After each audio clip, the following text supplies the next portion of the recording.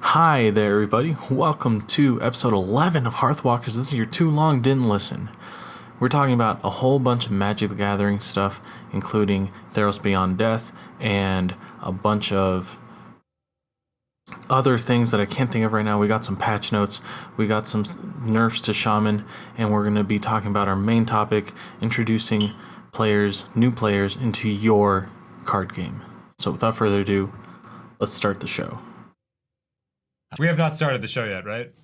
Oh, it's always starting. Hello and welcome. It's time to bingo! Yes! Pull up a chair by the hearth.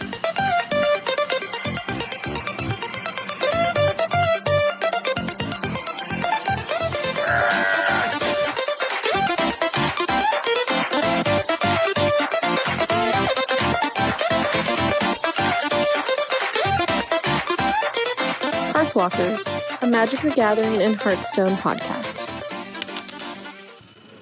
All right, I love those stingers, especially that one. Everybody, welcome to Hearthwalkers episode 11. Can you believe it? We've lasted so long, and I didn't expect the podcast to be here after 11 episodes. It did take us more than 11 weeks to get here, but we're doing it, man. We're freaking doing it. My name is Wholfie. Everybody, welcome. This is the Hearthstone and Magic the Gathering podcast. We have a lot of stuff to talk about today, and I want to stick to our new format of being quick about the news, being quick about the eSports, so we can spend more time on our main topic and still keep the episode under an hour or close to an hour, if possible. Just as a little side note, this is our second time trying to record this episode, so if I rush through anything or don't explain something enough, feel free to message us at Hearthwalkers on Twitter or at Wholfie. That's me on Twitter also. So without further ado, let's just jump right into it and get into the news. News team, assemble! I understand you are in need of support. Good news. I've arrived. All right, that was our news stinger, and my webcam is just really big today. For a second, for the video listeners, for you audio guys, it's all groovy, baby. I don't know why I said that. Don't even worry about it. So we got a lot of news to go through today, though. And the first thing we're going to talk about is Theros Beyond Death on Magic Arena. Now, Theros Beyond Death is the new set. It's scheduled to come out January 16th, 2020, coming up real fast. Right now, the date of recording, it is December 19th for us, so literally a couple of weeks, and the set is going to be out, which is really exciting. But Magic Arena is doing this new thing with their pre-order bundle. Beforehand, you would be able to pre-order just a bunch of packs and get like the token Planeswalker, like for Throne of Eldraine, it was Garruk, and then you would be able to get like a set of sleeves and 40 or 50 packs for, I'm pretty sure it was like $49.99 or $69.99, and now they're kind of doing a weird thing with it, and I think I like it. I'm not entirely sure, but I think I like it because it's a way for you to support the game. It's also very pricey. I kind of don't like it, and I kind of do like it. So let's just jump into it real quick. There's two deals that you can get. They're both $49.99, and you get a bonus if you buy both of them. So if you buy both of them, you get a pet. You get a new pet called Ragnaros, and he's super fun. He's basically a Cerberus three-headed dog puppy. He's adorable. But you could also buy him on Magic Arena with 3,000 gems or 20,000 gold. So he is not, the only way to get him is not just with the buying both of the bundles for $100. But we'll talk about the Elspeth one first. Elspeth Play Bundle versus the Ashiok Pack Bundle. That'll become apparent in a second. Elspeth Play Bundle is going to come with the Theros Beyond Death Set Mastery. Now, as to my knowledge, I haven't seen this anywhere like actually confirmed, but you should be able to buy the Set Mastery outside of this bundle. But if you buy this bundle, you get the Set Mastery on top of that. So the Theros Beyond Death Set Mastery 10 bonus levels for the set mastery, 2 sealed tokens, which if I believe this works the same as Magic Online, they will just pay your entry for a sealed event, 1 Elspeth Sun's Nemesis card, the Planeswalker card, 1 Elspeth Sun's Nemesis card style. So on the little graphic, you can see like a fancy little coin and the basic sleeves, the Elspeth basic sleeves, and then this weird Aztec-y looking owl, gold owl thing. That's the pet for the set mastery. So that's why it wasn't included in this little graphic. Now, the Ashiok pack bundle is a little bit more simpler. You, for also the same $49.99, you get 50 Theros Beyond Death booster cards, 1 Ashiok Nightmare Muse Planeswalker card, and 1 Ashiok Nightmare Muse card style, and that's it. So, and the sleeve. Did I mention? I didn't mention the mosaic sleeve. I'm personally not the biggest fan of these sleeves. The Ashiok one looks kind of cool. The Elspeth one, it's kind of maybe sorta, but it's still nice. And it's definitely a way that you can kind of like, if you were going to buy the pre-order thing, you kind of get more bang for your buck now if you're going to spend the money for it anyway. But it's definitely not as efficient as I would like it to be. For example, I don't know why they only give you 1 copy of the Planeswalker cards. I think if I'm putting $50 into a virtual game that has no redeemable value, I can't dust or craft these cards or disenchant these cards that I get to like craft other cards. Like, I can't get rid of my Elspeth, so why not just give me a playset of Elspeth? Come on. Like, if this is supposed to represent the battle between light and dark for this set and it's supposed to tie the story together, just give me a playset so I can make a deck out of it, right? It makes the most common sense. They don't do that, and the Elspeth play bundle I feel like is the most undervalued because everything that you're buying you can get through gems, through in-game gems anyway. So like every set I grind my gems so that I can buy the set mastery for the next set that comes out only with gems, so I don't have to put any money into it because I'm quote unquote free to play on this account right now. And if I was to buy both of these bundles for $100, instead I could buy $100 worth of gems. So if I spend $100, I get 20,000 gems. Broken down, that's the best value according to all of the different options you can buy gems with. And with 20,000 gems, I could buy Ragnaros for 3,000. I can buy the set mastery for 34,000, and that leaves me with 5,600 left, right? Yeah. And I could use that to enter limited events or get a bunch of packs myself. Like, it just doesn't seem worth it to me to put $100 into these 2 bundles. But if you're a content creator or if you're a professional player and you want the swag, you want the cosmetic items, definitely the Ashiok bundle is probably the best in terms of value because you are getting 50 packs. Like, that's the packs in Magic Arena are smaller than normal Magic packs, so you do need more of them to complete your collection. The Mastery Pass helps you fill out that collection, but it takes a lot longer time. So I think the Ashiok pack bundle is definitely the most bang for your buck because everything in the Elspeth bundle you can get with gems except for the portrait and the mosaic card sleeve, which are honestly not that important to me because I'm rocking that Garruk all day, baby. All right. Just on a side note, I wanted to bring up just a little quick thing about masteries, about the Mastery Pass, which is like the season pass for those of you guys who don't know. I don't want to buy this, please. So the Eldraine Mastery Pass is the most recent one that I have up right now.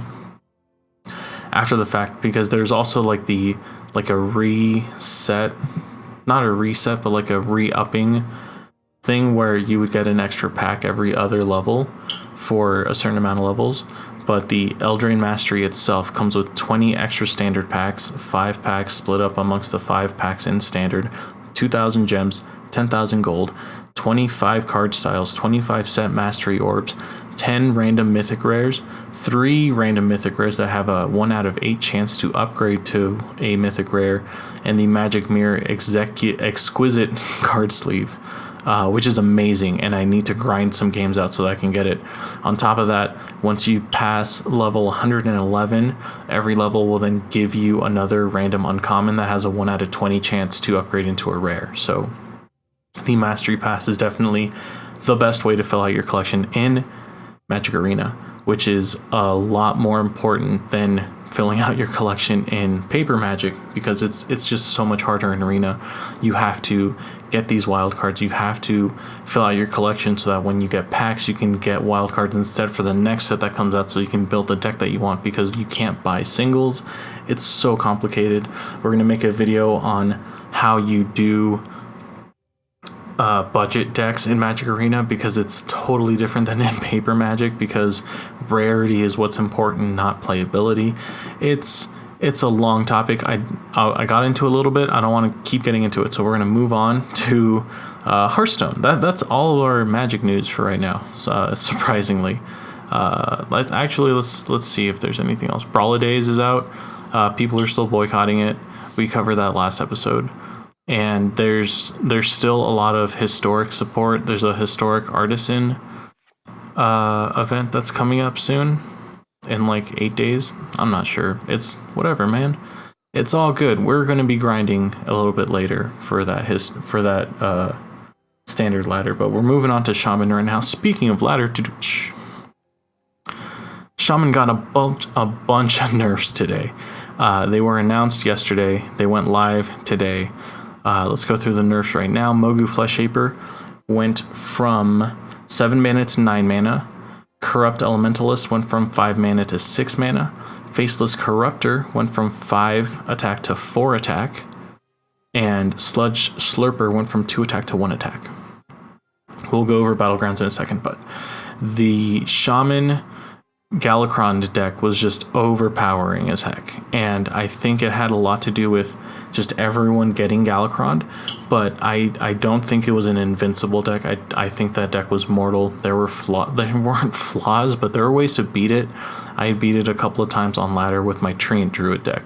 Like, this is another topic I want to tackle soon, because we're going to be making a buttload of content in the next couple of days because of the holidays, so I have days off, and a lot of the big time creators are taking time off from content creation, so I might be able to sneak in a little bit there. I'm just a little sneaky me, but having net deck is not a term used a lot anymore, but back in the day, I mean like 5 years ago, like not that long ago, we would like borderline shun people that, at least in my playgroup, that net decked something, because the whole point was we were only playing Commander, but the whole point was like, hey, we're allowing proxies in our playgroup because not a lot of us have any money because we're college students. So because we're allowing proxies, no net decks is like kind of the rule, because then you can kind of just look up some OP combo and print it out, because we're allowing that you can use like fake cards,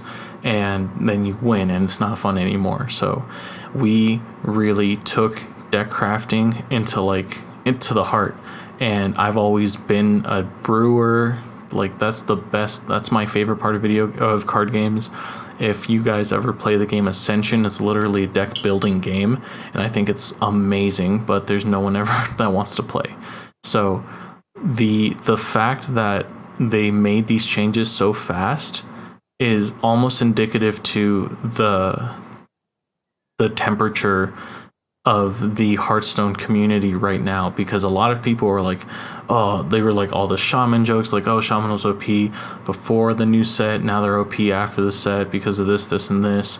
And a lot of these things are like, I get it. Like, Galakron is overpowered. Whenever you invoke him, you get freaking little elemental guys. Corrupt Elementalist lets you invoke twice, but like, you can run an aggro deck and beat Shaman out. Like, that's possible. You can run a stronger tempo version of the deck, and if they didn't draw Galakron by turn 6, you can win the game. Like, you can.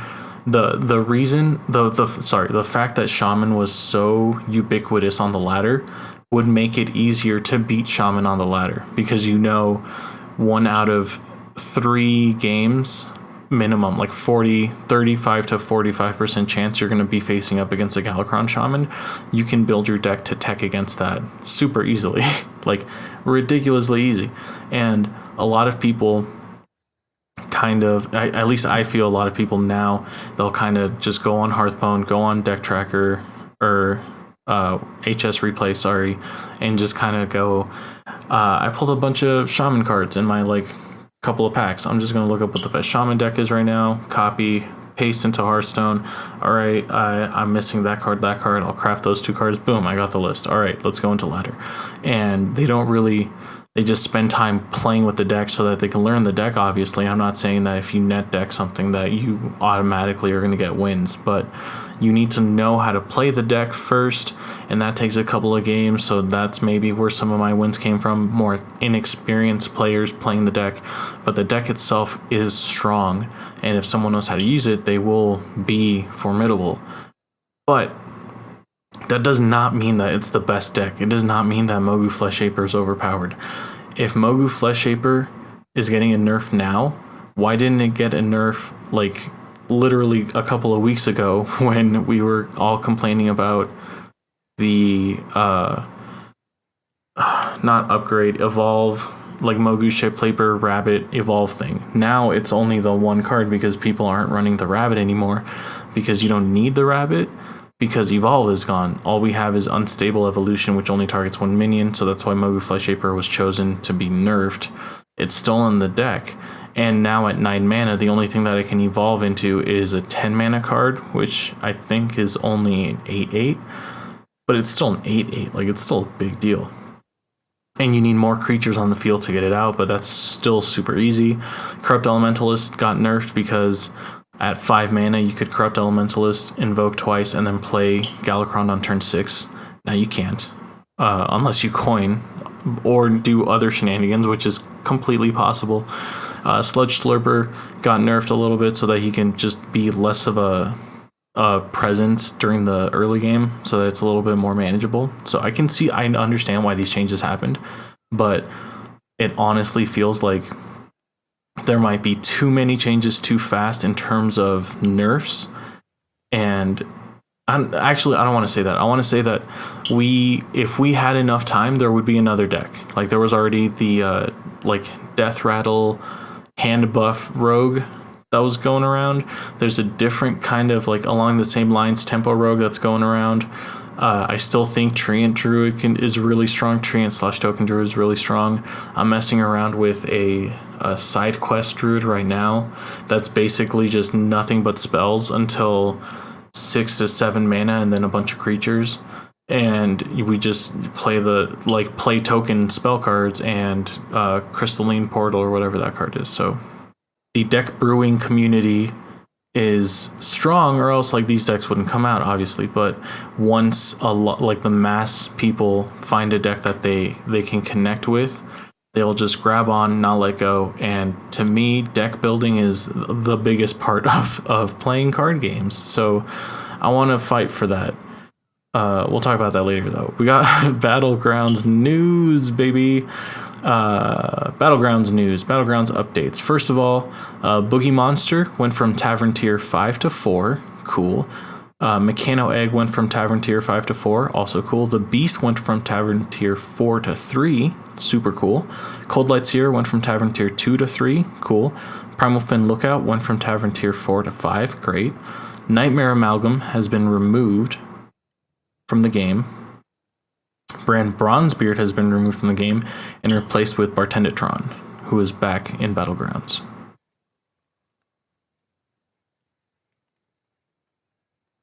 I'm listening for the kids. I don't hear the kids. I think we're good.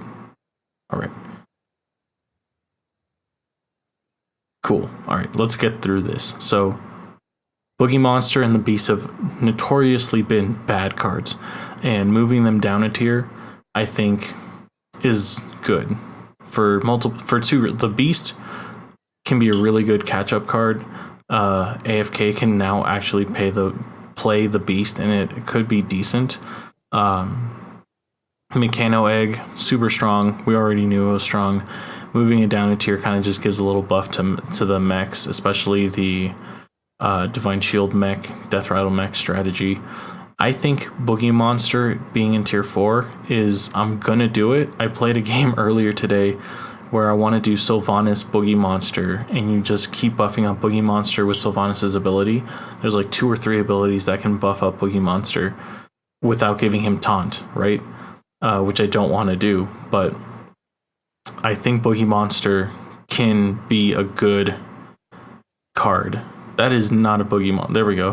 Whenever this attacks and kills a minion, it gets +2/+2. So if you buff it up, it can get out of control a little bit. But I still think it could be strong. It's probably just because I pulled it from a pack and I was like, oh yeah, legendary, sweet. And then I put it in like a bunch of decks and they all were bad. So maybe he'll be good in Battlegrounds, but so far he has not been good. But if I get a golden one, maybe he will be good. And if I can buff him up, then he might be good. So I want to try that. I was playing a game earlier and I literally fell asleep through my second and third turn because I was waiting for Lily to fall asleep on the couch, and I kind of like dozed off next to her like this. And then I woke up and I was like, oh no, it's like turn 4. I got to level up from tier 1. We lost that game, by the way, but we also didn't get Boogie Monster, that's probably why we lost. Cold Light Seer getting a slight nerf, Primal Fin Lookout getting a slight nerf. Murlocs are really strong right now in Battlegrounds, and I wouldn't say oppressive, but it sucks because now that Nightmare Amalgam is gone, which I think is a healthy enough change, I wish there was something else to take his place, like maybe putting the Curator Amalgam, putting him as a collectible card somehow in Battlegrounds, like a Battleground specific version.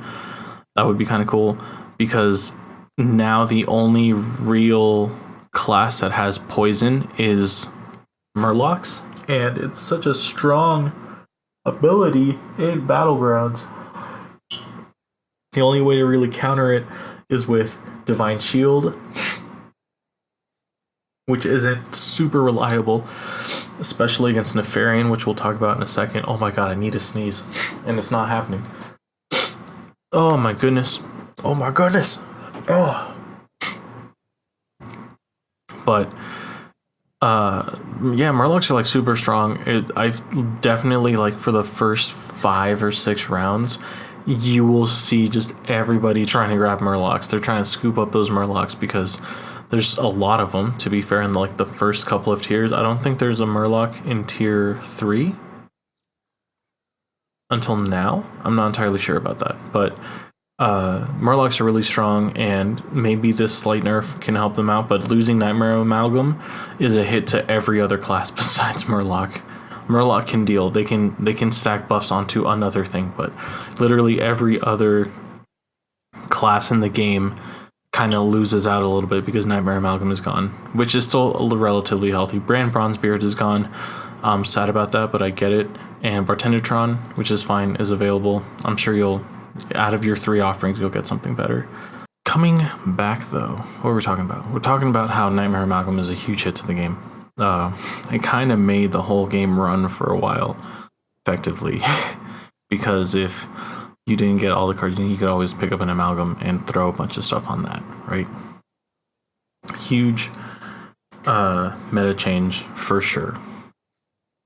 So I'm not entirely sure what's going to happen. We're just going to have to play a bunch of games and find out, but I'm wary that Murlocs are getting a little too strong. So that being said, we also lost Brand Bronzebeard because next topic, Hearthstone also has a like in-game companion called Innkeeper, which is actually pretty nice. I used it for a while, but I use HS Deck Tracker now.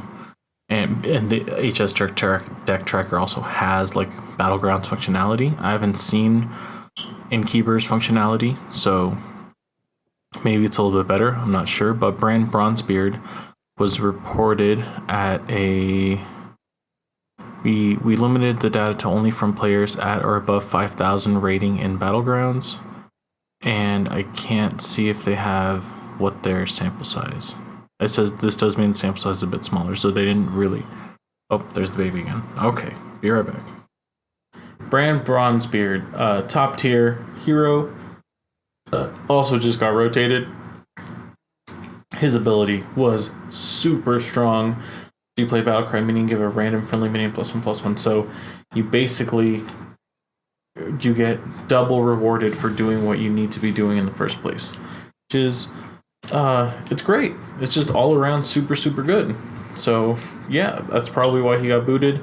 I'm sure he had a even higher win percentage if they didn't limit their sample size to 5,000 or above MMR, just because his ability needs no explanation. You don't have to figure it out. You just do what it says, and good stuff happens. Archvillain Murph taking in second place just barely right now. His also a similar type of hero power, 1 gold, and during the next combat you get a plain copy of the first minion that you kill and you put it into your hand. So at the absolute worst, you get your money back because you can play it and get rid of it and get your money back. At the best, you're getting cards that your opponents all spend 3 gold on. You're getting for 1. And if they just so happen to align with anything that you're playing, you're good. You struck a gold with I'll take that. So Archvillain Murph, I'm pretty sure is going to be the next hero that gets rotated if they're going to be trying to get rid of these more powerful heroes that don't really. It doesn't feel bad. Like the opponent doesn't lose a minion, but they can get away. They can run away with the game so much harder with Rafam. So I would put money on him being the next hero that goes away.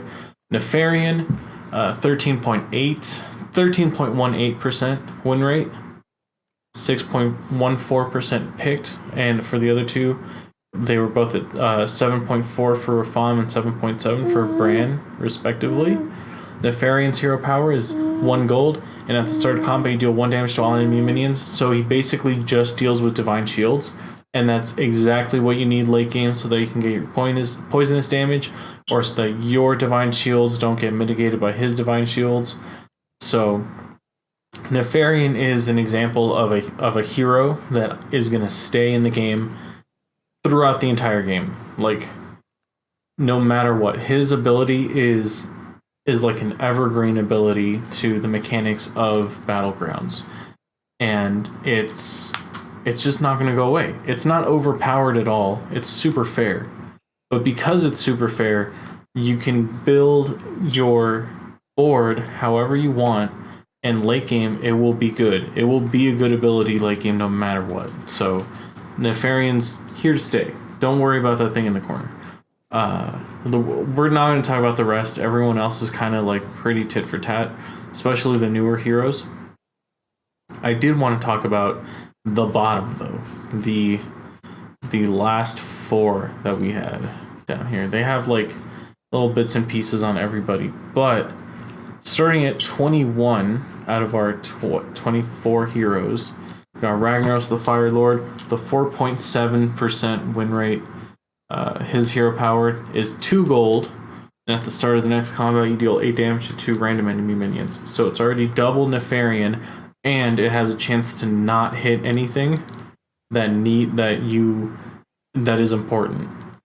You're spending double your gold to not do what you need to do.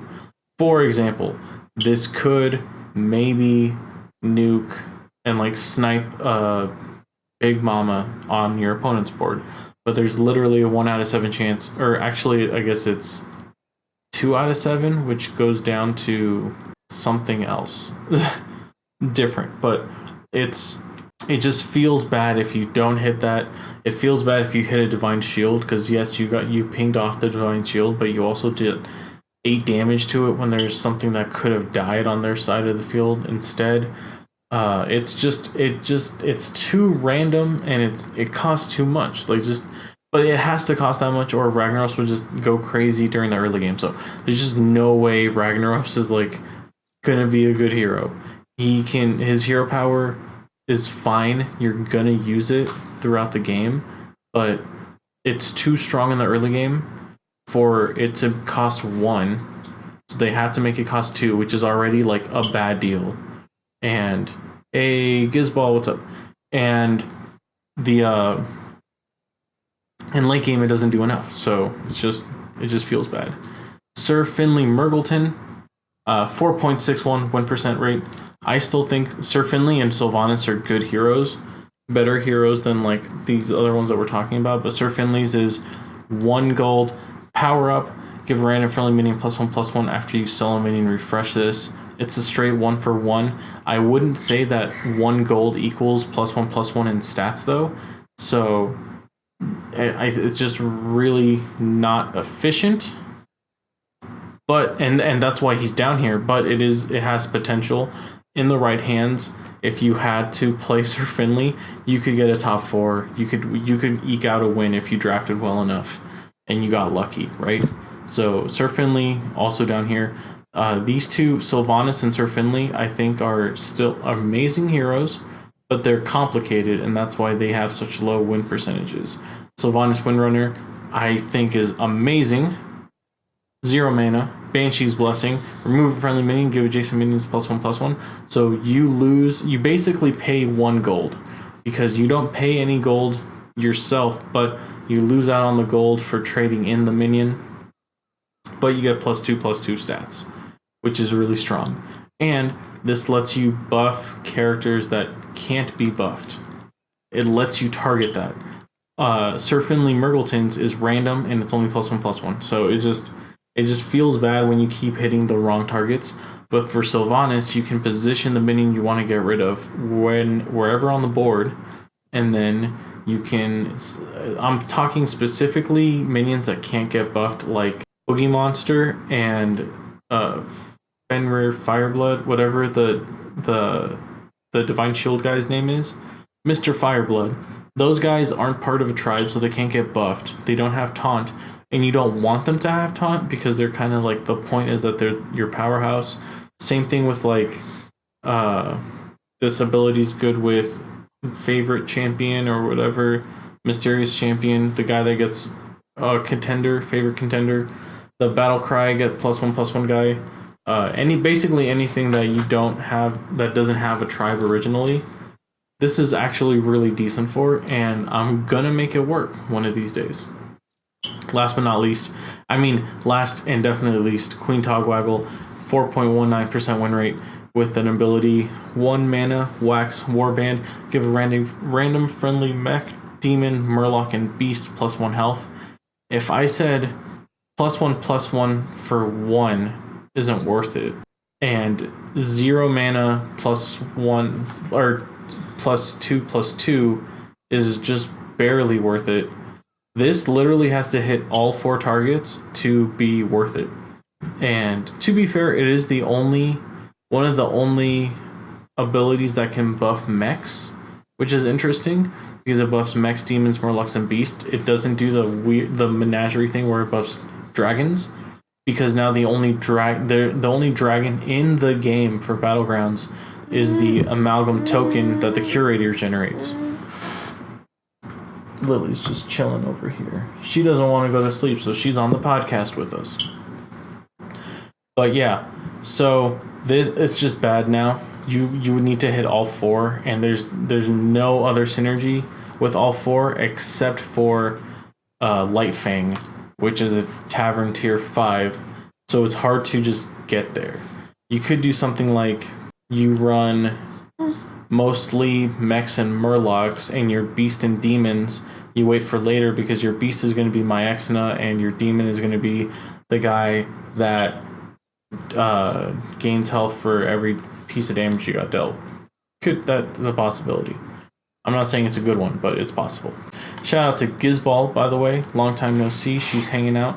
They are hanging out in the Twitch chat because we haven't streamed in a while. Case in point, if you guys want to check out the streams, we're on twitch.tv/Wholfie. and we're gonna start streaming regularly. I promise. It was peak season at work. I was working 60-hour weeks for like 3 weeks in a row. So that's why. Moving on to our next piece of news, Omni Slash is quote unquote disbanding as a Omni as a. I'm not entirely sure how to say. Omni Slash itself is like a, not necessarily a team, but they're a companion to Omni, their parent company. I think Omni is the parent company, and Omni Slash is the Hearthstone branch of that, and they sponsored a lot of I wouldn't say top tier, but like popular personalities in the Hearthstone community, like Firebat, Brian Kibler, Frodan, Zalay. For a hot minute, they were helping out not Savitz, the other Ukrainian, not the Ukrainian, Russian guy, I can't remember. They also had Panthra for a while, and they were coming out with videos. I thought it was going pretty well, but I guess it hasn't been. So they announced that they are switching gears to be more of a game companion company instead of a content creation company. They're not doing Omni Slash, Omni Stone, the like quote unquote video podcast anymore. Like the show, it was basically a podcast, but they never released it in audio only form like a podcast. So that was really annoying. I didn't see all of them. Like I would miss some because there's just so many. So I was too busy to watch a 2-hour long video. So if they did release it in audio form, I think that might have been way better. Yeah, you think so too, huh? Yeah, we agree. We both agree. But it's not that they were like, I'm sure there's some behind the scenes stuff we don't know about, but everyone on the team is basically said we went for 117 episodes, Frodan said, and Firebat, Ike, they're all like basically they became friends over this. They're going to be working on the side to try to get their own sort of Hearthstone show going after this, but they're not entirely sure when that's going to happen or in what form that's going to take. And then Omni kind of like released everyone's socials information so that you could go support them, support the creators themselves. Omni Slash was a really weird experiment, and I totally digged it, man. I thought it was super cool that you basically get a bunch of creators that have their own stuff going on and be like, hey, you all should be a team for Hearthstone, and we will take care of you guys. Like, we'll sponsor you guys. But you have to make content for us. But they're also making content on their own channels all the time. They're really like a creators team, and they had to disband for whatever reasons. We're sad about it, and we look forward to what type of internet issues Frodan might have in the future in his new Frodan / Brian Kibler only podcast, which I'm totally going to start watching. And that actually is the end of our news segment for now, so we're going to move on to our eSports. Venusaur with a question mark. Get down! Welcome back! Congratulations, Denmark. You guys are awesome. From what all I can tell, Denmark won the global games. There is an event this Sunday called Championship Sunday. It lasts a long time. This is 3, 5, 7 hours. This is a 7-hour long event, and I have no idea what it's for, because last weekend, or the weekend of the 20th to 21st, oh, that's this weekend, week 4, stuff is going to happen. But we already had our top 4, and Hong Kong, United Kingdom, Japan, Denmark all played in our top 4, and I know they were... Oh, Group B? Wait, Denmark... I'm so confused. I don't understand. Yeah, I don't know. I don't know what to tell you guys. the top 4 played already. They played on the 20 to no, I don't know when they played. Well, I don't know where this information is coming from, but it's here, so I got to talk about it. United Kingdoms played against Hong Kong, and the UK won. We're not going to go over the semifinals, but Denmark went against Japan. Denmark won. In the finals, it was the UK versus Denmark.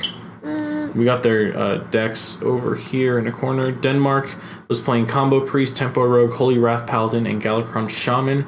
United Kingdom was playing Galakron Shaman, Holy Wrath Paladin, I think this is just like Good Stuff Warrior. I don't know what the technical name, like maybe just Control Warrior, and Tempo Rogue. But the UK's Tempo Rogue is a Highlander Tempo Rogue. It's so sick. You guys, I'll try to post the link to the deck list in the show notes or something. But it's super cool, right? It's a Highlander Tempo Rogue. And the United Kingdoms protected their Control Warrior, so Denmark banned their Tempo Rogue, while Denmark protected their Tempo Rogue and got their Galakron Shaman banned. Game 1 was the Galakron Shaman from the United Kingdom versus Denmark's Combo Priest, and the United Kingdom won that one out because Shaman is OP. This was before the patch, by the way. I'm assuming this was before the patch. The United Kingdom went up in round 2 against Denmark's Rogue with their Warrior, and the Rogue won for Denmark. Good job, Denmark. Game 3, we're going to actually check this game out later. We're going to start doing a YouTube series where we just go over professional matchups and games, caster style, and try to analyze and review the games like a caster would, because I wouldn't mind getting that gig someday too. But United Kingdoms and Denmark both played their versions of Holy Wrath Paladin, and Denmark was running Sathrovar, which is the free legendary we all got that adds a copy of a minion to your field, deck, and hand. And I'm almost positive Sathrovar is the reason they won this match. Yeah, I haven't seen it, but if I were to guess, I would say that was it. So Denmark won that one. Game 4 came out. United Kingdom played their Shrivala Paladin against Denmark's Priest, and Denmark's Priest lost again. So we went to a 5th and final round. United Kingdom's Warrior versus Denmark's Combo Priest, and the Priest was able to eke it out ever so slightly.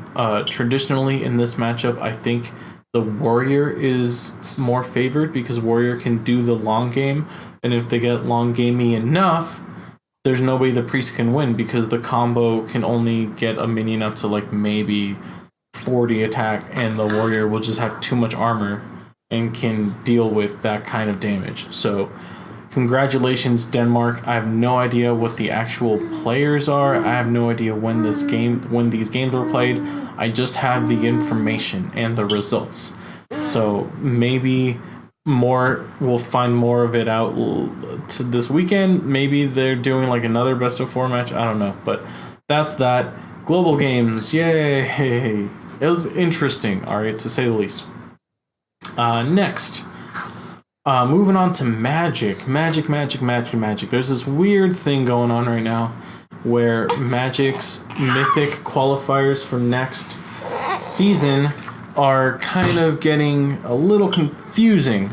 They're a little, I don't know, no one knows what's going on with these because they said a bunch of stuff earlier in the year, back in September, and now that we're getting closer to that date, they did say that the first quarter of the year was going to be like a weird full season. So this is where they're going to hammer all of the problems out, and there are already problems starting to bubble up. Case in point, we have Christian Calcano going on Twitter today. And the only reason I found this was because we follow Brian Kibler on Twitter, and Christian Calcano. I think I just added him today, but because we follow them, we were able to see this really quickly come up on my Twitter notifications, and now we can actually talk about it.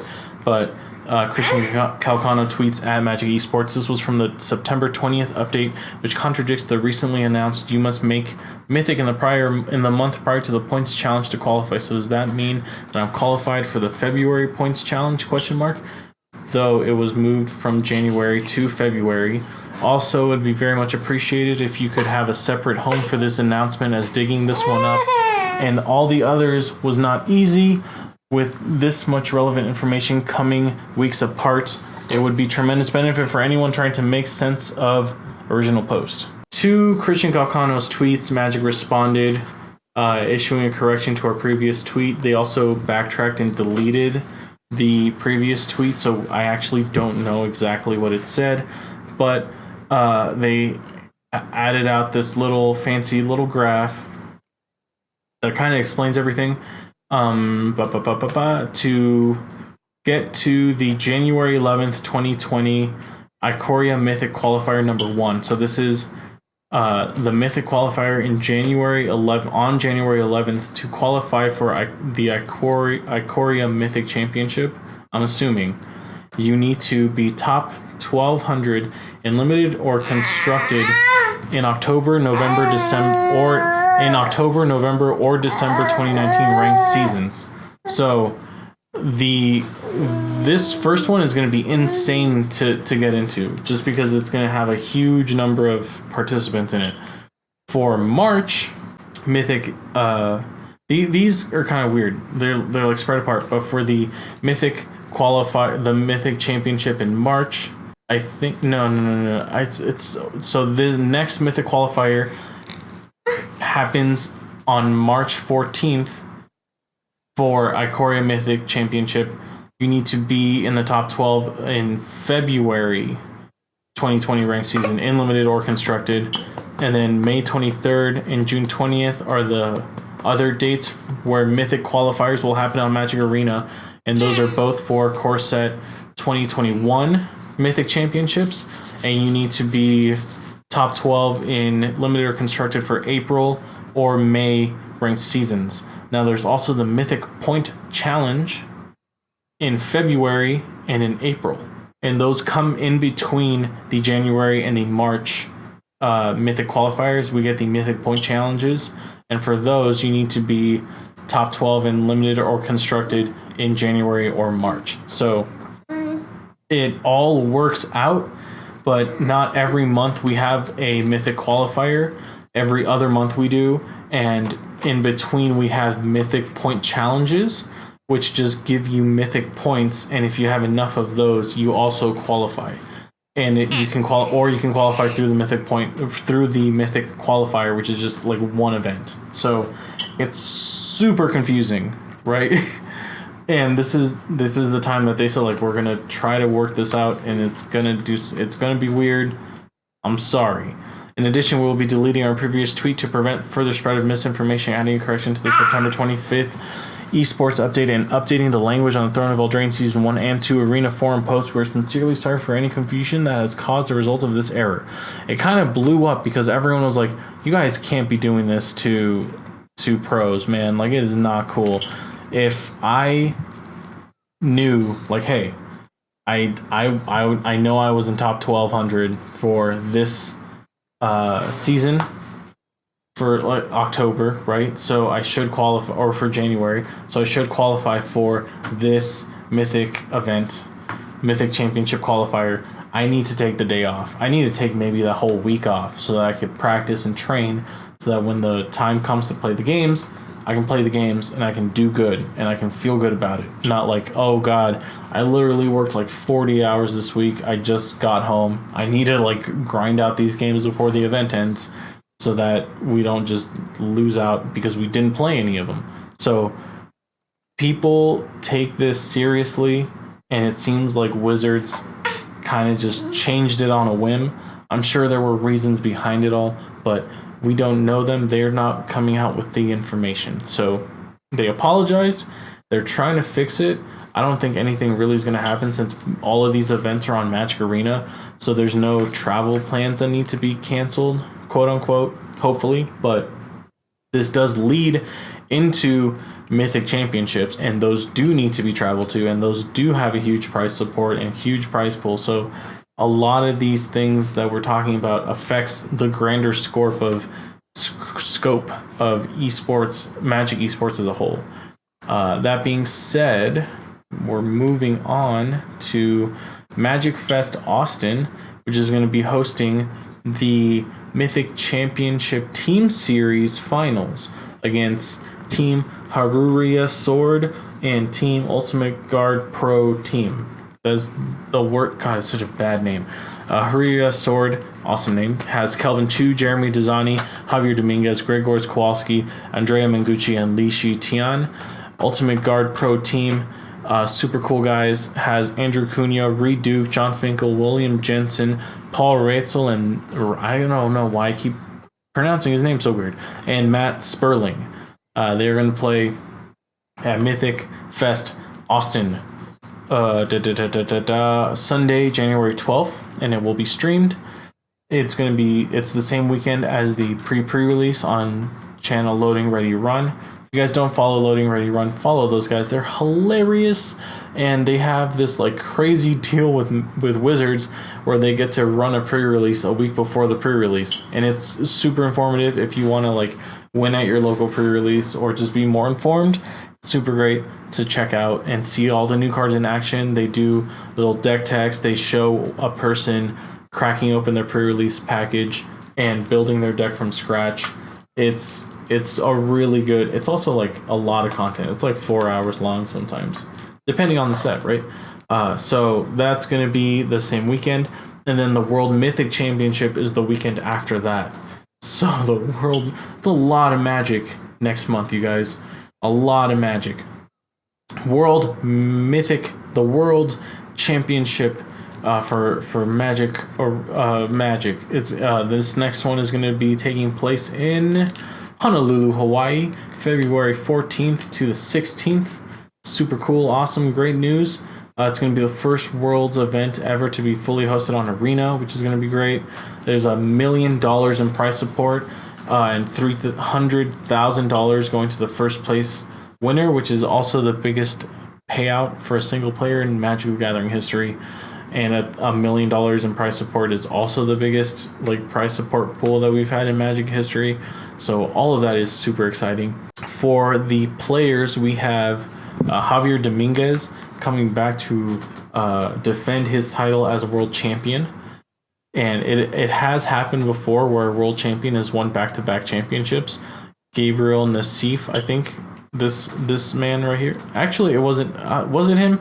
I can't remember if it was him or not, but they're on the MPL now. They won 2 back-to-back Magic World Championships. So Javier Dominguez could try to. He's a strong player. Like, he's super good. So he might win again. Autumn Burchett, Eli Loveman, Mateus Loverado, Jean-Emmanuel Dupraz, I'm assuming Thoros Severn, and Andre Strosky, Chris Kavartek, I think, Pyodor Golowski. They don't organize this graphic well, but those people that I was saying are the Mythic Championship winners. Autumn Burchett won the first one. Those people get to go to the World Championship because they won a Mythic Championship. That's how that works. And then the rest of the field is generated through the top 4 prize earners for the last year, and I think the top 4 Mythic point holders for the last year. It's very confusing, but this is our whole roster. I guess without leaving anyone out, we also have Rafael Levy, Gabriel Nassif, Marcio Carvalho, Seth Manfield, and Andrea Mengucci, and Paulo Vitor Damarosa. And Sebastian Pozo. I guess I missed him out. And Chris Kavardik. It's all good, man. This is going to be insane. These are a lot of Magic's best players right now. And they're going to duke it out for $1 million, man. They're going to duke it out for $300,000. That's not a bad paycheck for 3-4 days worth of Magic. Right? Is it 4 days? 2 days. 2 days. 2.5 days worth of Magic. For $300,000 in a fancy trophy. Super cool, right? That's going to be the end of our news, actually.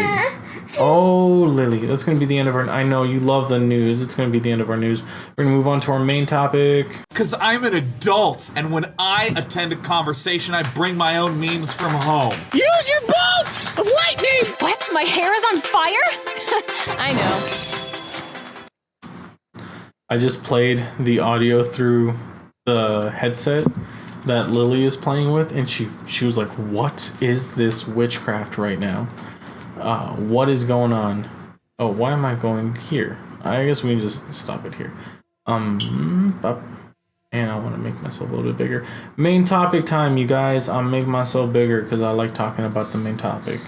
We're talking about getting people to play card games, right? This podcast /show/channel is more involved in the, for sure, competitive aspect of Magic and card games and Hearthstone, but also inclusiveness and being friends and having fun.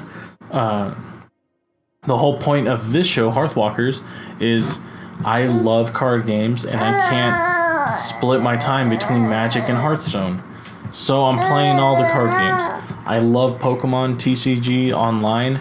It's like super easy to use, it's super user friendly, and you can play like normal Pokemon on their online client. Super. I don't know if their ranked ladder has anything to do with how you can qualify for actual Pokemon TCG events, but it's still cool that I can do that I can play against people. And this came out like way long ago, like about this around the time that Magic Online came out, or a little bit after, and it's chef's kiss perfect, you know? So I don't know why Magic Online can't get it, but we have Magic Arena now, so I'm not complaining. We got Hearthstone, we got Eternal, Legends of Runeterra coming out, we got TFT, we got Battlegrounds, we got Auto Chess, we got so many cool card games. Yes, Auto Battlers are a card game. At me on Twitter, fight me. I will die on this hill. It is limited for MOBAs, but you want to play with your friends. That's the best part about playing games, playing with your friends, playing with new people, introducing people to something that is your favorite thing. And that's what we're talking about today, because I recently had an experience where I was talking to a coworker while we were working about Eternal, because I knew that they played Eternal, and he did not do the best job at convincing me to switch over. And I've had experiences where I would take Blue Kitty out to a card shop for like a draft, or we would play a pre-release, and some of the people just were not like new player friendly. And I'm telling you right now, you don't have to let new players win. If you don't you can say like, hey, I know you're a new player. I probably built my deck better than you did. Like, I'm not trying to be mean, but I want to win the match, so I'm not going to go easy on you. But you don't have to be a dick, you know? Like, you don't have to be super rude and not helpful at all, because these people are trying to learn the game, and when they have interactions like that, it really puts them off.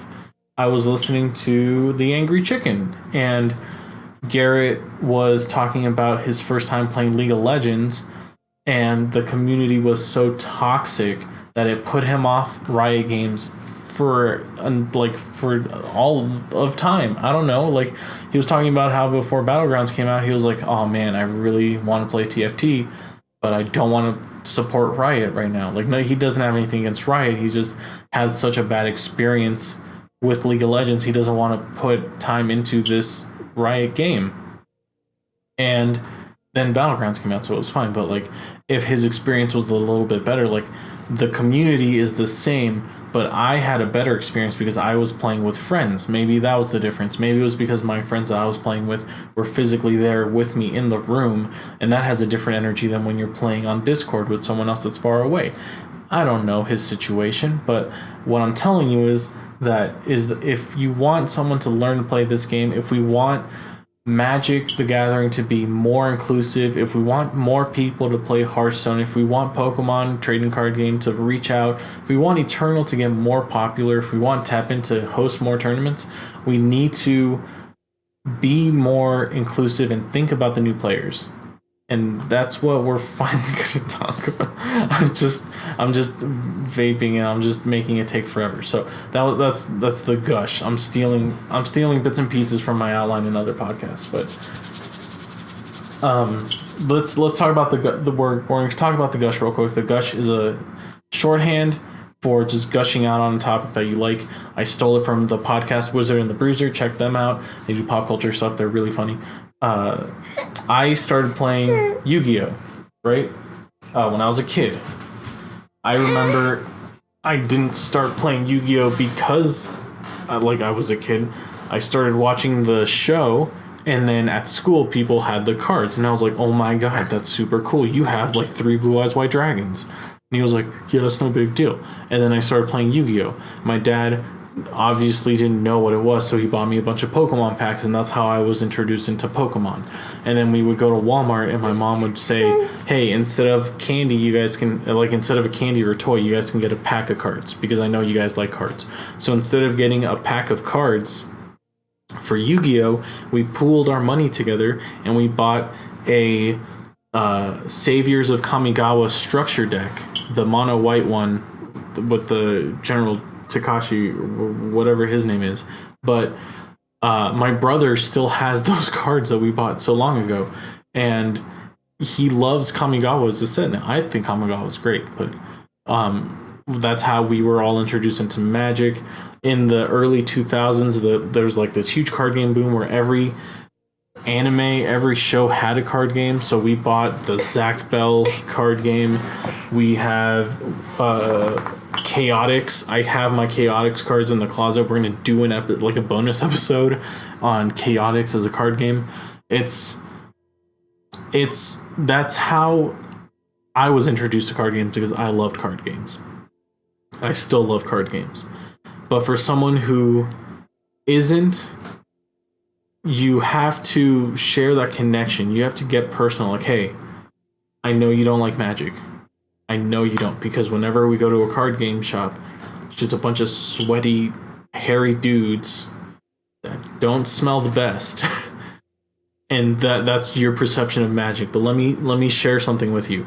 When I was in college, I would literally go to pre-releases, go to drafts, and then I was trying to get better. I would stay up nights, like all night long, to perfect my standard deck to the point where I could write down my perfect starting hand and my next 3 draws to get 20 damage on turn 3 for like lethal. And that's how I built my deck. I think it was like back when Return to Ravnica was out and Deathrite Shaman was in standard, and I didn't know how good Deathrite Shaman was, so I was like, man, I'm just gonna buy 4 of these $5 cards, and I made this super cool deck that could hit lethal on turn 3. It was super aggressive. And I had like a piece of paper up on the wall with everything written down, and I was like, okay, that's how I want to build the deck. I want to be able to get lethal on turn 3. How do I maximize that? I would spent nights working on this, because I don't know if that's just how my brain works. Like that's what I love about the game, is the deck building, the strategy. Playing it is fine too, but my favorite part is that. And now that I've shared that connection with someone, they can kind of appreciate it a little bit more. Like, oh, okay, it's not just sweaty guys in a basement playing and yelling at each other. There's actual stuff that you can connect with in this game. And I was like, yeah, I love Golgari as a guilds in Magic is a perfect example of how to personally connect it to someone. They can take a quiz online and based off their personality get a guild attached to them, and you're like, hey, you got this guild, check out this super cool card that belongs to that guild. Or, oh, you got Simic? Oh man, Simic is super cool. Let me show you the strategy that Simic has. And you can start making that a little bit more personal, and then you find a connection that they have to the card game.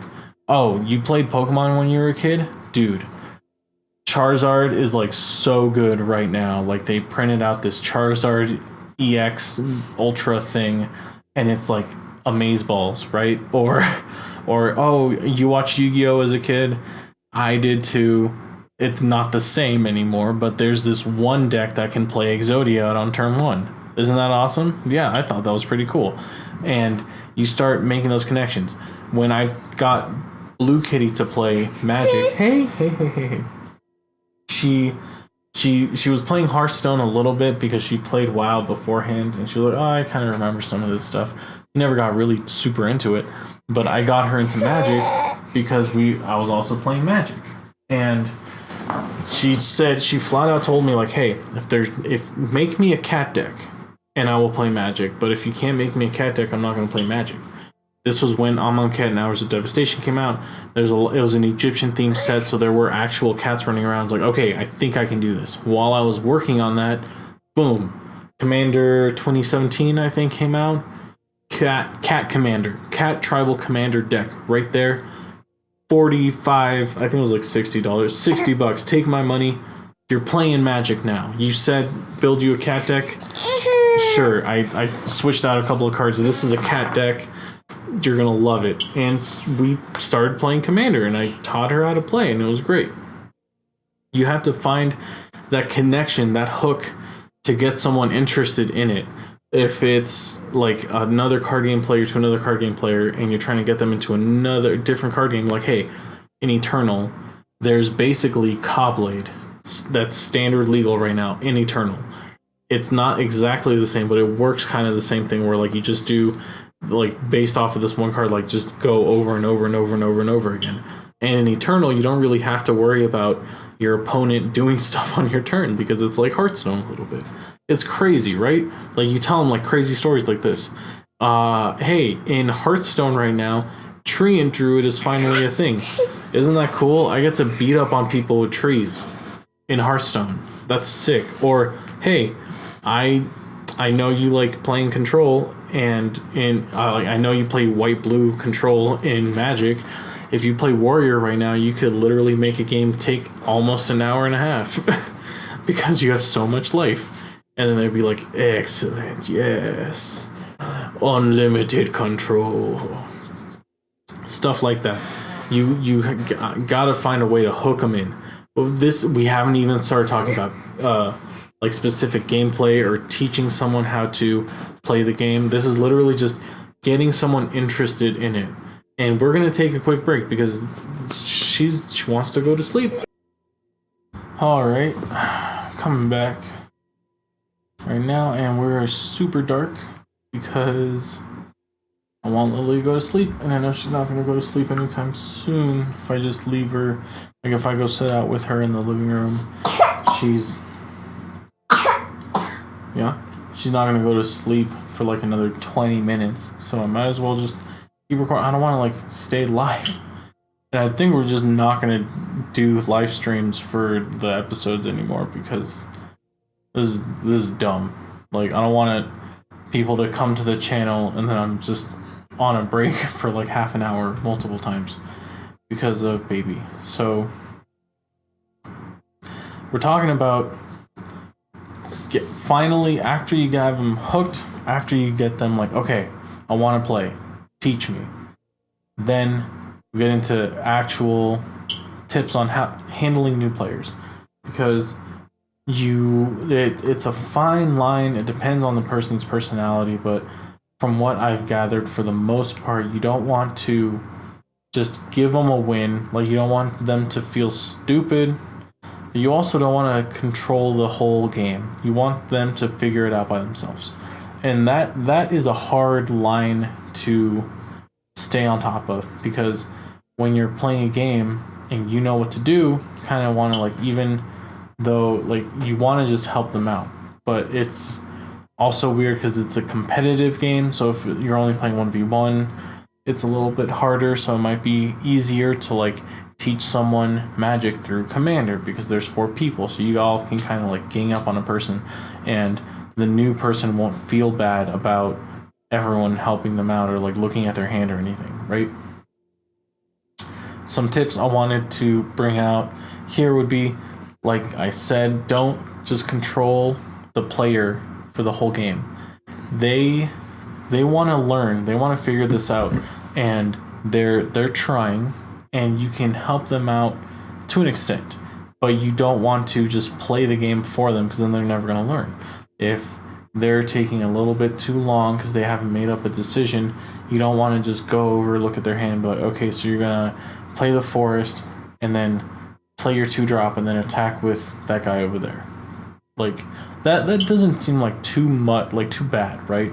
But if I was the new player, I'd be like, okay, well, like, what about this?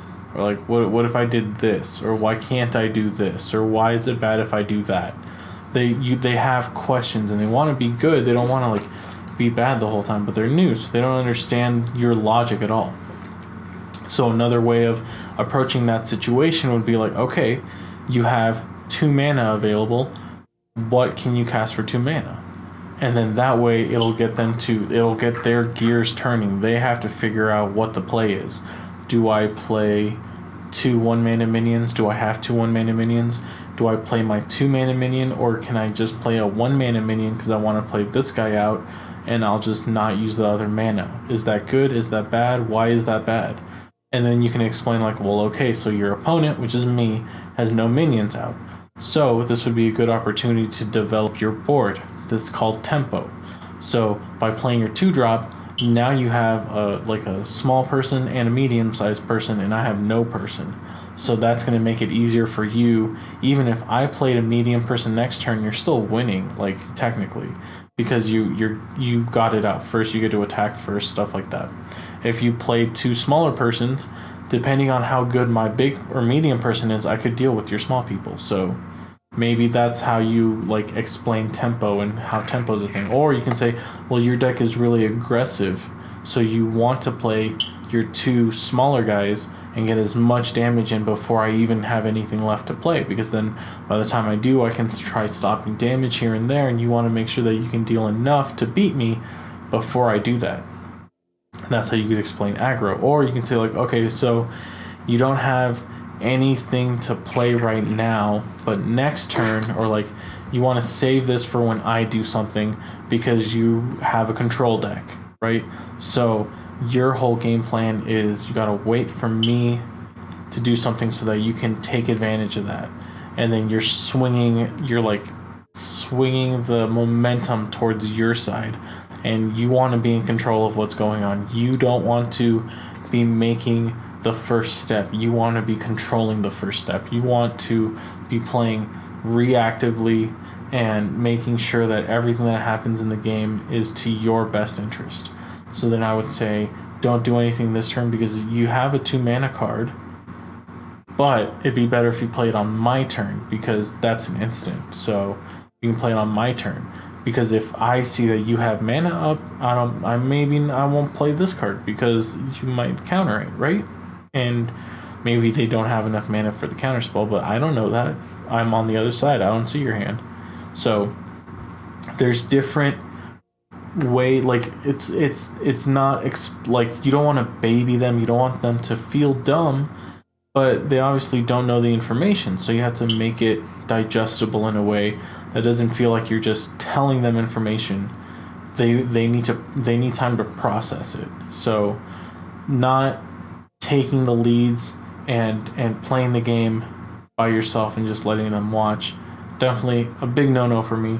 Again, making them feel dumb, also a big no-no, right? So if they do a move and then you're on the other side like, oh man, that was bad, you shouldn't have done that, or oh, I wouldn't have done that, I would have done something else. Those are remarks that can make someone feel smaller because they don't know what they're doing. So like in their head, they're like, okay, I'm gonna do this. I don't know if it's good, I don't know if it's bad, but I'm making a decision right now, and that's what I'm going to do. And then you're coming around and be like, oh yeah, that was trash. Like, that doesn't make anyone feel good. So why are they going to stick with Magic after that, right? It's, like I'm saying, it's a fine line. If you're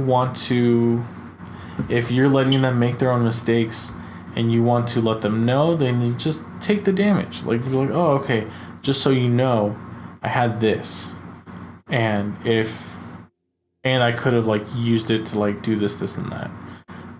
So technically that's a bad play, but it's okay. You're new. And you don't put emphasis on their bad play. You put emphasis on the learning because they're a new player.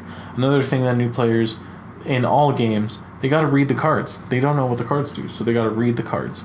And you have to give them the time to do that, because the worst feeling someone can have is when they're trying to learn a new game and they're feeling rushed about it because they're not playing fast enough. Obviously, if you've been around the block, you know what some of these cards do. Even if you don't know exactly what that does, you're like, oh, okay, that's a naturalized type effect. I don't need to read it. Or, okay, that's like a bring back to life, or that's a buff thing. It's fine, whatever. So when someone new is playing, they have to like read the card. Then they have to like parse what they just read so that they can understand it and try to like apply it to their situation right there. So if I have a hand with like some land, I'm like, okay, I know what the land does. I put it down. I'm going to save that for later. I have to look at these next 3 cards because they drew 4 land. Sure. And then one of them is like a vanilla 2/2. Like, okay, even just a vanilla 2/2, as a player who's played Magic before, I know how to play Magic, or even if it's like a different card game and it's just like that token creature, I'm like, okay, that's what that is, cool. But for a new player, like, okay, Wildebeest Horn, or like Horned Wildebeest, 2 mana, one mana and a green mana, so that's 2 mana total. Okay, they're a creature beast. That's cool, and it just has flavor text, so I guess they don't really do anything. And I guess they have 2 power and 2 toughness. Okay, so they are a 2 power, 2 toughness for 2 mana. Oh, and they're a beast. Okay, cool. And then you move on to the next card. Literally taking 3 or 4 times longer than me going, that's a vanilla 2/2. All right, moving on. Like that's the kind of time that we need to allot players. They're reading the card, but just because they read it real fast doesn't mean that they understand it. It doesn't mean that they know what to do with it. And this really comes into play when I was seeing Blue Kitty play against other people that were just being dicks. We were playing pre-release for Throne of Eldraine, and there's this one guy that just drafted like the nut freaking sorry. I think it was a black-red, like a Mardu Knights thing type deal. And he would just, like, play stuff, didn't ask if Blue Kitty wanted to see it or not, just assumed, like, everyone knows the cards. He was just your basic spike at a locals, right? At a local tournament.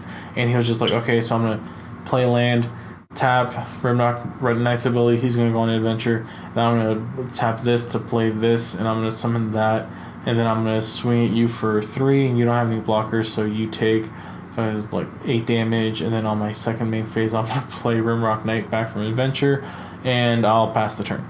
And then Blue Kitty's like, I don't even know what the fuck happened just now. Like, I feel like she told me after, like, I felt like I should feel bad because I didn't know what was going on, and he was just nonchalantly like doing whatever. And then on her turns, she had to like read the cards and figure out what she wanted to do, and this guy's like being huffy and going like, oh gosh, like not like that, but like like being annoyed. You can visibly tell he was being annoyed, and that puts people off. And like, if that literally wasn't Blue Kitty, if that was any other person that was just new, that wasn't married to someone that wants to be a content creator for card games like Magic, or is so in love with card games, that I'm like not gonna ever let her stop playing. Like, I'm gonna be playing Magic for the rest of my life. As long as Magic's alive, I'm gonna be playing it, right? So she can't get away from Magic. But if a new player, if someone new that isn't as deeply connected to the game came in, played against this guy, they would not come back. And it's simple as that. And then they would go on like, yeah, I just had this really bad experience at a store and I just never played it anymore. Because like, that guy was a dick.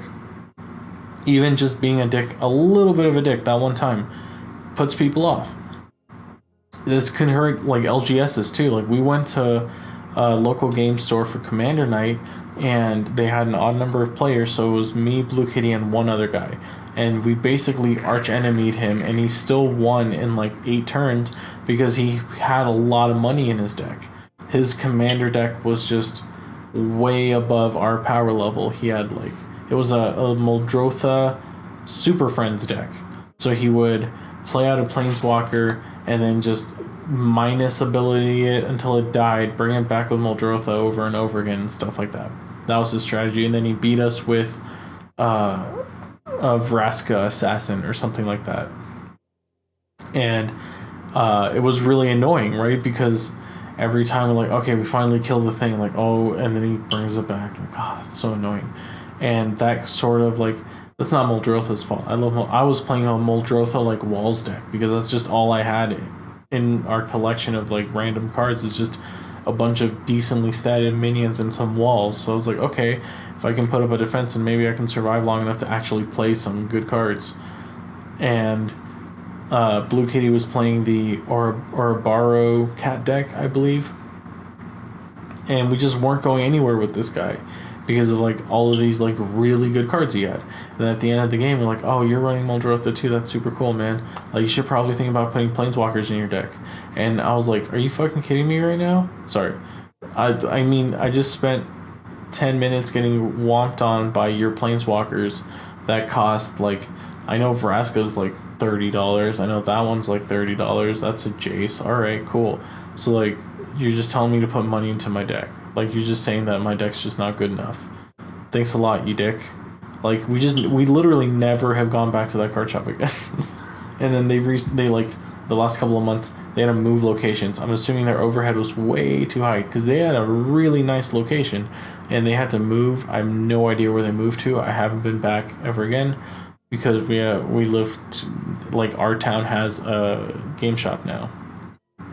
And everyone at my game shop is super cool now, so it's chill. Like, they even like play with the kids a little bit sometimes, not in a bad way. I mean, like, my son's watching Paw Patrol on his tablet, and then like the guy I'm facing, which I crushed, by the way, he was like, oh, you're watching Paw Patrol, man, that's cool, man. Like, he's just a cool guy. It's just cool people, right? And once you get more integrated into an LGS, that kind of stuff happens. I know I'm talking a lot about Magic, but it's like the biggest card game. All right, can we say that Magic and Hearthstone are like the biggest card games in the world right now? Because I'm pretty sure they are. But I mean, if you want to do about Pokemon is a hard game to wrap your head around because the deck building is super weird with all the energy and how trainers are used. But then you also you bring in like what's the difference between a Poke item and a trainer? What's the difference between a stadium card and a Poke tool, right? You have to like start getting into those differences. Why is this a bad card? Why is Bill a bad card compared to the draw 7 thing? Like, why is Bill bad compared to Professor Oak or the other Professor cards? How come Garbodor is so good against this one? And then you start getting into the nitty gritty and you start showing people how to do things, but you have to let them. I think the point I'm trying to make is you have to get them involved somehow. If I wanted to play Pokemon, and I ask like, hey man, I want to play Pokemon. Like, teach me how to be competitive in Pokemon. Teach me how to play. And I'd be like, okay, what's your favorite Pokemon? Like Charizard. Like, okay, this is a cool Charizard deck. It does this. This is how you play. It does this. Like, these are the basics. Go get them. Like, this is the base mechanics of Pokemon as a game. This is your win condition. Go play. And then once they start getting into like certain interactions, then I would chime in and be like, oh yeah, so you want to do this and this because like once they come to me with a question like, hey, like, what am I supposed to do here? Like, I would say like, okay, so this card is in the deck because X, Y, and Z. And they're like, oh, okay, I get it now. Because this does X, then I can do this and put energy on my Charizard faster than just one a turn. And then I can do his ultimate ability faster. Like, yeah, excellent, perfect, you figured it out. Or if they're playing Eternal, I was talking to my coworker about like how do I grow my collection Eternal, and the answer is that the more competitive cards come out in gauntlets or campaigns, which are like story mode for Hearthstone, right? And they come out with like that's where you find these certain cards. They don't come in packs. They come in these campaigns, and you have to buy them to play them. And that is the answer to the question I asked. But he started out with, oh well, if you do this forge thing, you get a forge grinder out, and you can like upgrade your chest a lot, and that's pretty. You just get lucky with that. Or you could do this. It's not up against bots, but you get to keep all the cards. And like, thankfully, I play every other card game, so I kind of can piece together pieces and stuff. But like, he never explained to me what the forge is. The forge is you play against an AI for 7 rounds. Or you have to get 7 wins, and then you can like cash out. You get 3 chests, and every time you win, they have a chance. They level up, and they have a certain chance to get certain rarities when you level up your chest. And when you open up a chest, there's certain things that can be in a chest, like packs or like specific cards or in-game currencies, stuff like that. And I that's the stuff that I have to figure out on my own, that he's kind of like not explaining why this is a thing. And he was like, once you get your grinder out, then like you just kind of do that, and you get a bunch of games, because the bots are like really not code, like the AI is not coded well, so they kind of do the same thing over and over again. You kind of figure that stuff out. And I'm like, that's interesting. Why don't you talk more about that? And like, well, so like that was like the one nice part of the conversation. Like, if I knew all that stuff ahead of time, then I'm like, okay, so I know the bots attack in a particular pattern now because they want to even things out. So if I have an 8 health minion, they will put 8 damage into it when I attack. They will block it with 8 damages worth of their own minions. And if I give it +1 health, my minion stays alive. So that's kind of how you game the system. And I had to like seek that information out. But then afterwards he was like, just kind of like you could do the gauntlet too, and that's like limited, but it's more expensive, but you get to keep all your cards. And I was like, okay, that's kind of cool. And like no tips, no hints for that. And then he was like, oh yeah, also campaign, like that card I told you about like an hour ago, super good card, you only get that in campaign. And I was like, that's not something, you could have just told me that first. Like if you told me that, but let's pretend we're back in the early days of Eldraine and Oko is running wild. Every good deck has an Oko in it, or a way to deal with Oko. And there's like a bundle you could buy that gives you a playset of Okos. That's literally the first thing I'm going to tell you. Like, hey, you want to learn how to play Magic on Magic Arena? Check this out. If you spend 5,000 gold, if you spend 10,000 gold on this bundle thing, you get 4 copies of Oko, which is like the best card in Standard right now. So you get that, and you can literally build any deck around those colors, put Oko in there, and it'll be kind of like a strong deck. And then once it gets banned, it'll turn into wild cards, and you can make whatever deck you want after that. It's like, yeah, that's cool. They have a direction. They have basically homework. Go do it. That's how it should be done, in my opinion. All right. What's the point of all this? I'm starting to rant a little too much.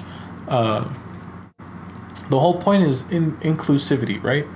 The point of this podcast, first and foremost, is that we love card games, and we want people to play all the card games, right? I love me some Hearthstone. I love me some Magic. If I want that Magic player to learn Hearthstone because I think it'd be cool, I'm going to let them know. If I'm going to grab that Hearthstone player and be like, hey, I think you really like Pokemon, check that out. If I notice that there's like a crazy Eternal tournament going on, I'm going to let you guys know. I'm going to let you guys know how to win, right? I love the card games, all of them. And it's something that it's just in me. Like, I'm just going to play card games forever of my life.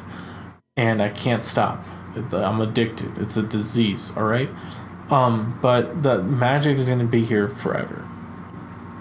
Maybe Hearthstone too, who knows? But this whole point that I'm trying to make is that our games aren't going to survive if we can't introduce new players into the mix. That being said, Magic Arena has gotten so many new players to play Magic. I literally, during that same pre-release where the guy was being a dick, there was another player that I ran into that we started the deck building phase, and he was like, yeah, I started playing Magic Arena a couple months ago, and this is literally my first time playing with physical cards, but Magic Arena was like, I knew the new set was coming out because I was playing Magic Arena, and I figured I might as well just go check out a pre-release. And I was like, that's freaking cool. That is so cool right there, that this guy went from checking Magic Arena out online because it's a free game to literally driving to his local game store to play a pre-release with complete strangers. He came by himself. That is amazing. That is so cool. It gives me so much hope for card games, and I want them, like, I hope to God, not my God, but like the card game God, I guess, is Brian Kibler. I pray to Brian Kibler that in day 9 that this kid had a good experience, that he didn't match up against that dick that was being a dick about everything. Like, this kid literally couldn't shuffle his deck. He had never shuffled a deck before, but he knew how to play Magic. He wasn't like super, he didn't need a bunch of help, but like he knew how to play Magic. He never shuffled a deck before. It was amazing to watch for me, and I want that to happen. And it's not gonna happen if we don't have this positive culture around Magic. If we don't have this positive culture around Hearthstone. A lot of people are like, oh, Hearthstone's just pay to win. There's so many cards you need, and it's not worth it. Like, I have to put in so much money. Like, I haven't put any money into my Hearthstone collection. I paid for maybe a pack when the beta was open so that I could get like a specific card back, and I paid for 2 skins, like 2 hero skins, because they were donations. Khadgar was for the World Wildlife Fund, and I have another one, I think, for something else. And that's it. That's all the money I put into Hearthstone. And I would literally say that I have the means to make a competitive deck right now, and if I put my nose to the grindstone, I could make Dad Legend, if not Legend, right? The same thing in Magic. I've only put in enough money to pay for my level up donation card back, which was Nightmare Moon, and I got the $5 starter, like first time only thing that comes with like a couple of packs and like some gems, like literally just enough gems to play one draft. And we're gonna ladder later with Mardu Knights and some Golgari stuff that I'm messing around with. So it's inclusivity is the name of the game, right?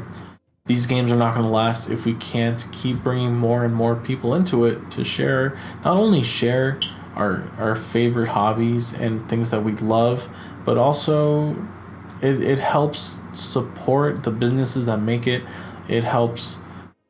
It's a good thing when other people want to play stuff that we like. That's not a hard concept to grasp, right? That being said, we gotta end this episode, man. I'm gonna edit this as soon as possible so that we can release it. Maybe people can listen to it on their holidays while they're driving around, traveling. We are gonna try to come out with a bonus episode on how to play Pokemon also for the holidays while people are traveling. And then I think we're gonna try to stream some Magic Arena ladder, because I want to get to Dad Mythic.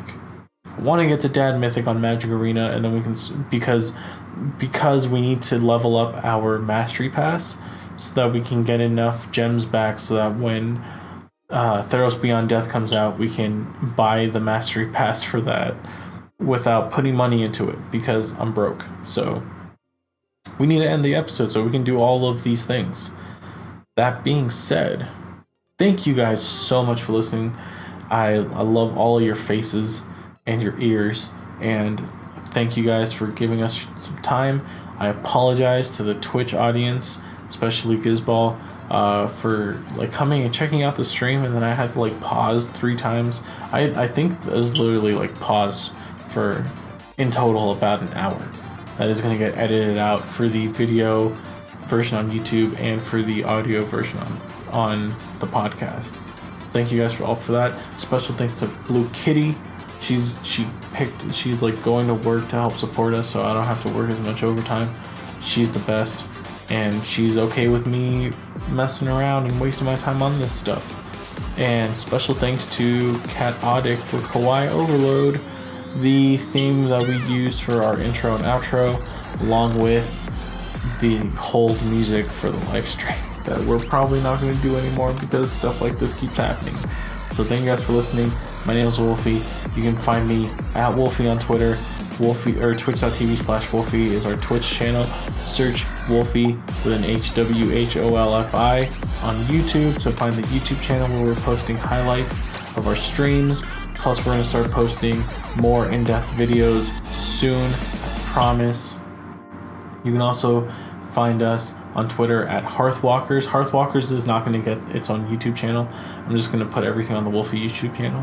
But Hearthwalkers have their own Twitter. Check us out at Hearthwalkers. You can also email us at hearthwalkers@gmail.com. You guys want us to talk about any specific topics, or want us to cover something again, want us to cover something more in depth, I would love to do so. Alright? Thank you guys for listening. Have a happy holidays.